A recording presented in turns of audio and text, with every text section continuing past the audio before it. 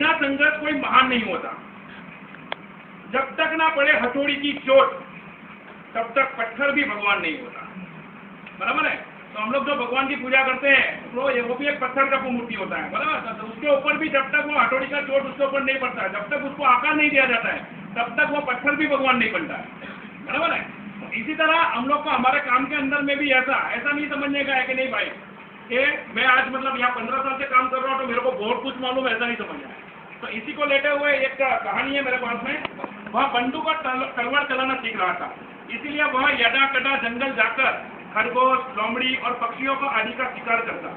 शिकार करते करते उसे यह गमन हो गया कि उसके जैसा निशानेबाज कोई नहीं है और न उसके जैसा कोई तलवार चलाने वाला। आगे चलकर वह इतना घमंडी हो गया कि किसी बड़े के प्रति शिष्टाचार भी भूल गया। उसके गांव के बाहर कुटिया में एक संत रहते थे। वहां एक दिन उसके पास पहुंचा, न उन्हें प्रणाम किया और न ही उसका परिचय दिया।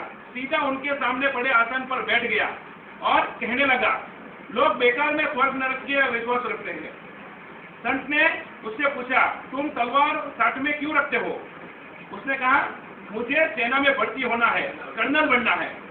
इस पर संत ने कहा, तुम्हारे जैसे लोग सेना में भर्ती किए जाते हैं, पहले अपनी शकल शीशे में जाकर देखो। यह सुनते ही युवक गुस्से में आ गया और उसने म्यान से तलवार निकाल ली। तब संत ने फिर कहा, वाह, तुम्हारी तलवार भी कैसी है? इससे तुम किसी भी बहादुर आदमी का सामना नहीं कर सकते, क्योंकि वीरों की तलवार की चमक कुछ और ही होती है। फिर तो युवक गुस्से से आग बबूला हो गया और संत को मारने के लिए जपटा। तब संत ने शांत स्वर से कहा, अब तुम्हारे लिए नरक का दरवाजा खुल गया है। यह सुनते युवक की अकल खुल गई और उसने तलवार म्यान में लग ली। अब वह सर झुकाकर संत के सामने खड़ा था और अपराधी जैसा भाव दिखा रहा था। इस पर संत ने कहा, अब तुम्हारे लिए स्वर्ग का दरवाजा खुल गया है। बराबर। ये कहानी यहाँ पे खत्म होती है, लेकिन इससे अपने को